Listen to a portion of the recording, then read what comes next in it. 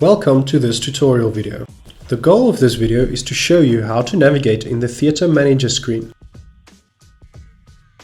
Now, to access the Theatre Manager screen, click on the Hospital tab. From the options in the drop-down, choose Theatre Manager. This is the Theatre Manager screen.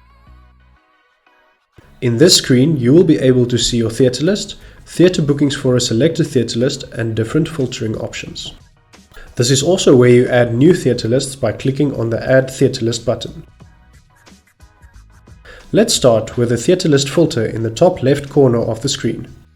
Filter by the from and to dates of a theatre list.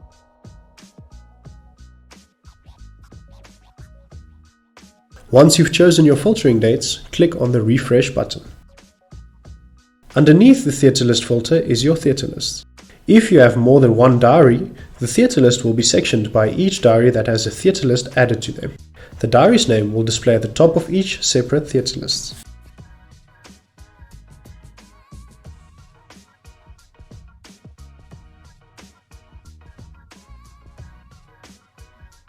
Underneath, you'll be able to see other details of the theatre lists, such as the date, start and end time, the hospital or facility, as well as other actions. These actions will enable you to edit, delete, print or email the theatre list. If you click on a theatre list, you will see that a list of bookings for this theatre list will pop up on the right hand side. This section is called the theatre bookings for a selected theatre list. These are all the active theatre bookings in this theatre list. You can choose to see deleted bookings by checking the Show Deleted Operations box.